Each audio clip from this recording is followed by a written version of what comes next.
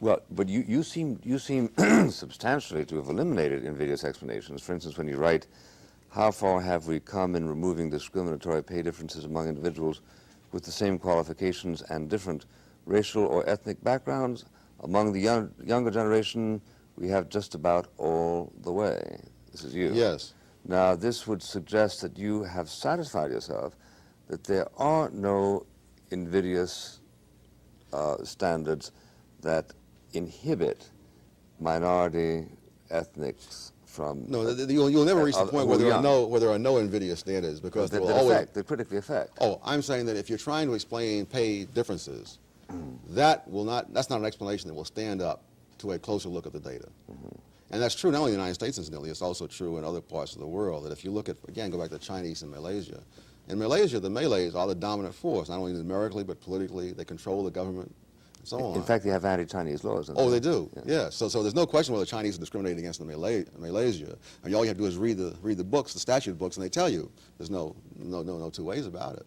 The fact of the matter is the Chinese make double the income of the average Malay.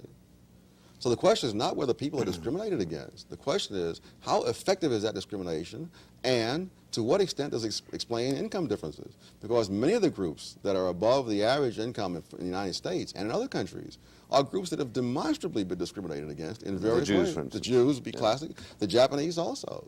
And the Japanese make almost 1/3 higher income than the average American. So the question is not whether there's been this interracial friction and so on. That's existed everywhere and down through history. The question is, how much can you explain the income differences that way? Well, assuming then that you can't explain them in terms of discrimination, then they have got to be explained in some other way. Now, what ways suggest themselves to you as subsidizing the principal residual differences? Oh, I would think differences in skill, in experience. Or may I give the figures you give just as a background here for the audience? If the average American makes 100, Dr. Sowell points out that Jews make 170, Irish 103, West Indians 94, blacks 62, and Indians 60. Now, did you factor into that age differentials or not? No, those were gross figures. Those are gross figures. Yes. So therefore, they would come together a lot more if you took out the age. In fact, I did one set of numbers some years ago of 30-year-old males only, and there the differentials began to shrink. As you look at other things like that, the more things you hold constant, the more these numbers tend to shrink. Unfortunately, after all this time, no one has bothered that I know of to try to eliminate differences of age, differences of education, and particularly qualitative differences in education, and try to see how much is left after you've done all of that. It begins to fall away pretty rapidly, though, with some of those things. Okay, but nevertheless, certain significant differences remain. Major differences, and I don't want to be optimistic, because if you're poor for reason X rather than for reason Y, that is no enormous consolation. I mean, that will not impress the landlord or the people at the supermarket. The fact is, they want to know how much money do you have. And you want to know how much money you're going to get, too.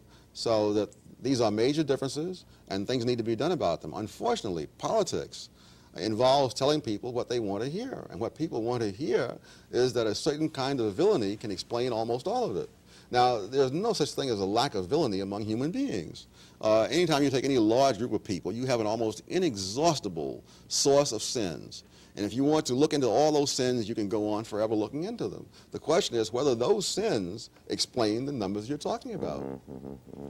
All right, let's grant that they don't, and go on to say what is it that does account for them, because we've eliminated genetic inclinations, we've eliminated invidious social factors, so we're left with what? For instance, region, where you come from, right? Region makes a big difference. Yeah, okay. People who come from the South tend to have lower incomes, whether they're black or white. Okay, let's say then history. We're talking about people in the same region. There would still be a difference.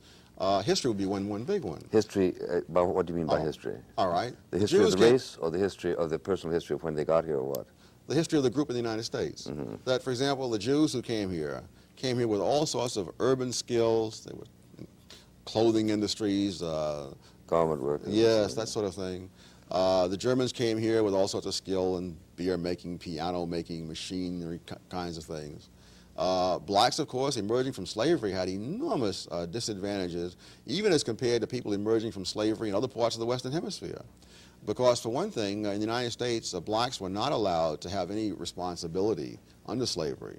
That one of the key ways of holding blacks in slavery at low cost was to keep the people dependent as much as possible. Now, people tried to do that in other parts of the Western Hemisphere. It wasn't as possible, say, in the West Indies, because there weren't enough whites, for example, in the West Indies to matter. So if blacks were going to be fed in the West Indies, they had to be fed by growing their own food. Like Angola and like the Portuguese colonies compared to, say, South Africa. Yes. And so therefore the blacks, say, in the West Indies had all sorts of experience growing their own food, selling the surplus in the market, and in fact being responsible for budgeting what they had. Blacks in the United States were deliberately kept from having that. Dependence was seen as the key to holding the slaves down. It's ironic that that same principle comes up in the welfare state 100 years later. Well, I was going to ask you that. You've anticipated me. To what extent do you find that then that the welfare state is trying to preserve an ethos which precisely, I understand you to say, we need to liberate ourselves from? Yes, that politics really involves getting people to vote for you, and people vote for you when they think that they can depend on you, when they are dependent on you. To the extent that people become self-reliant and can feel they're perfectly capable of taking care of themselves, to that extent do you lose your hold on their votes.